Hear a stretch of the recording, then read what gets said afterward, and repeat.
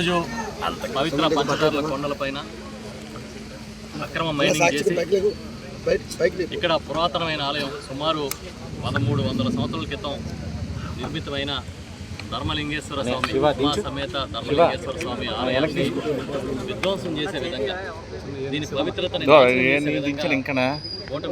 కనిపించారు.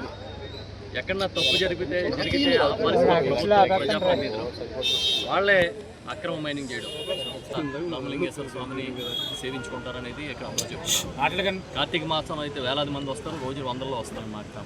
ఇది ఆర్కియాలజీ డిపార్ట్మెంట్లో ఈ ఆలయం ఉంది. అయినా సరే వీళ్ళ అవినీతి దాహానికి ఆర్కియాలజీ లేదు, దేవుడు లేడు, ఎవరిని పట్టించుకోరు. చివరికి హరహర మహాదేవుడు శివుడు ఆయన ఆలయాన్ని కూడా విధ్వంసం చేసే విధంగా, పవిత్రతను దెబ్బతీసే విధంగా మైనింగ్. మా స్థానిక వైఎస్ఆర్సీపీ కోఆర్డినేటర్ గారు, మాజీ ఎమ్మెల్యే గారు ధర్మశ్రీ గారు, అదేవిధంగా ఆయనతో పాటు కొడ్డేడి ప్రసాద్ గారు మా జిల్లా అధ్యక్షులు, ఇంకా అమర్ గారు ఎక్స్ మినిస్టర్ గారు, వీరందరూ కూడా ఇంతకుముందు వచ్చి ఇక్కడ ఆందోళన కార్యక్రమాలు చేపట్టడం, ఉద్యమంలాగా చేపట్టడం ద్వారా ఈ విషయం బయటకు వచ్చేసారు. మేము గౌరవ ముఖ్యమంత్రి, మాజీ ముఖ్యమంత్రి జగన్మోహన్ రెడ్డి గారి దృష్టికి తీసుకెళ్ళాం. ఆయన ఒకటే చెప్పారు, మనం వాయిస్ ఆఫ్ ద వాయిస్లెస్, ఎక్కడైతే గళం ఇప్పలేరో వాళ్ళ తరపున మనం నిలబడాలి. ఈ హిందూ ధర్మాన్ని, పవిత్ర ధర్మాన్ని కాపాడమే కాకుండా ఈ పర్యావరణాన్ని కూడా కాపాడాల్సిన బాధ్యత ఉంది. అదేవిధంగా అక్రమ మైనింగ్ ఆపాల్సిన బాధ్యత ఉంది. మీరందరూ కూడా వైఎస్ఆర్ పార్టీ తరపున నిలబడండి అని చెప్పారు. అదేవిధంగా ఇవాళ పెద్దలు బొత్స సత్యనారాయణ గారి నాయకత్వంలో పంచదార్ల కార్యక్రమం మేము వచ్చి ఇక్కడ చూస్తే ఆలయాన్ని ఎన్నాళ్ళు ఎందుకు దర్శనం చేసుకోలేదా అని బాధ అనిపించింది ఇక్కడ వాళ్ళందరికీ, నాయకులందరికీ. నేను అంత పవిత్రమైన ఆలయం ఇక్కడ ఉందనే విషయం కూడా ప్రజలకు తెలియని పరిస్థితి. కేవలం వీళ్ళ పాపం వల్ల ఇవాళ ఈ పుణ్యం ప్రజలకు దక్కే పరిస్థితి వచ్చింది. ఇక్కడ ఒక ఆలయం ఉందని దాన్ని వీళ్ళు విధ్వంసం చేయబోయారని తెలిసింది. ఇంతకుముందు చంద్రబాబు నాయుడు గారు ఋషికొండలో ఆయన ప్రతిపక్ష నాయకుడిగా ఉన్నప్పుడు అంతకుముందున్న కాటేజీలు తీసి ఒక భవనాన్ని ప్రభుత్వం నిర్మాణం చేస్తే అది జగన్మోహన్ రెడ్డి గారు ఋషులు తిరిగే ప్రాంతాన్ని దెబ్బతీస్తున్నారని చెప్పారు. మరి ఋషులు తిరిగే ప్రాంతాన్ని దెబ్బతీస్తున్నారని చెప్పిన మీరు సాక్షాత్తు ఉమా ధర్మలింగేశ్వర స్వామి ఆలయాన్నే విధ్వంసం చేసే కార్యక్రమం మరి ఎందుకు ఇక్కడ మీరు తవ్వుతున్నారు? రాక్షసులను తిరుగుతున్నారు ఇక్కడ.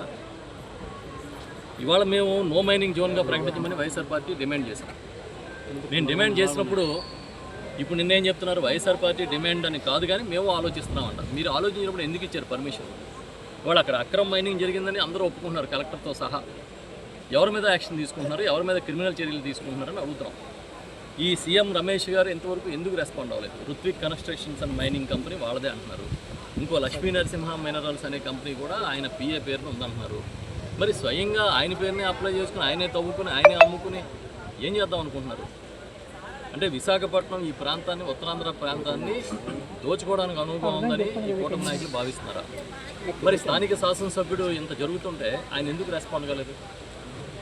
ఆయనకు సంబంధం ఉందా లేదా? ఇప్పుడేం మాట్లాడుతున్నారు? ఆ రోజు ఏదో జరిగిందని మాట్లాడుతున్నారు. ఆ రోజు ఏదైనా జరిగితే మీరు ఆ రోజు మీరు ఎందుకు ప్రతిపక్షంలో రెస్పాండ్ కాలేదు? మేము ఒకటే అడుగుతున్నాం, ముందు అర్జెంటుగా ఈ పవిత్ర ఏదైతే పంచదార్ల కొండలు ఉన్నాయో దీన్ని కాపాడండి. దీన్ని కాపాడి భవిష్యత్ తరాలకి ఈ వనరుల్ని మిగిల్చండి. ఈ పవిత్రతను కాపాడి ఆలయాన్ని రక్షించండి. నో మైనింగ్ జోన్ ప్రకటించండి. బాధ్యుల మీద చర్యలు తీసుకోండి. అక్రమ మైనింగ్ చేసిన వారి నుంచి ముక్కు పిండి వసూలు చేయండి. ఈ దారుల్ని నష్టపోకుండా ఏం చేయాలో శాస్త్రజ్ఞులను తీసుకొచ్చి దాని మీద అధ్యయనం చేయించండి.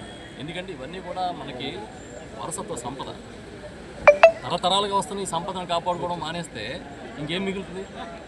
అసలు విషయాలన్నీ వదిలేస్తాడు చంద్రబాబు నాయుడు గారు. ప్రజలకు సంపద సృష్టిస్తానన్నాడు. ఇప్పుడు చూస్తే సంపద ఎవరు సృష్టించుకుంటున్నారో కళ్ళం కట్టినట్టు కనిపిస్తుంది. మేము చెప్తున్నాం, స్థానిక ఎంపీ, ఎమ్మెల్యే గారు ఇలాంటి అక్రమ మైనింగ్ వ్యవహారాల్లో కానీ మీరు ఇమీడియట్గా వెనక్కి తగ్గి దీన్ని పరిరక్షించకపోతే, అదేవిధంగా చంద్రబాబు నాయుడు గారు ఊరిని ప్రవచనాలు చెప్పడం కాదు, ఎక్కడికి వెళ్తే అక్కడ గొడ్డల పార్టీ అని, ఆ పార్టీ అని, ఈ పార్టీ అని ఈ మాటలు మానేసి ఎవరు నిజంగా పర్యావరణం మీద గొడ్డలు పెడుతున్నాడు, ఎవరు నిజంగా ఈ పర్యావరణాన్ని నాశనం చేస్తున్నారో దాని కథ మీద దృష్టి పెట్టమని చెప్తున్నాం. అంతేగాని ఒక ముఖ్యమంత్రిగా ఉండి చంద్రబాబు నాయుడు గారు ప్రతిసారి ఏ ఇష్యూ వచ్చినా కూడా దాన్ని డైవర్ట్ చేయడానికి జగన్ గారిని తిడతారు, లేకపోతే వైఎస్ఆర్ పార్టీని తిడతారు, లేకపోతే ఇంకోటి మాట్లాడి తప్పించుకునే కార్యక్రమం చేస్తున్నారు. మేము అడుగుతున్నాం, దీని మీద ఇమీడియట్గా ప్రభుత్వం రెస్పాండ్ అయ్యి ఒక ప్రకటన చేయాలి. చంద్రబాబు నాయుడు గారు ముఖ్యమంత్రిగా ఇమీడియట్గా దీనికి సంబంధించిన ప్రణాళిక ఏంటో చెప్పాలి. నో మైనింగ్ జోన్గా ప్రకటించమని చెప్పి మేము అందరం డిమాండ్ చేస్తున్నాం. అది ప్రకటించే వరకు ఈ పోరాటం ఆగదు.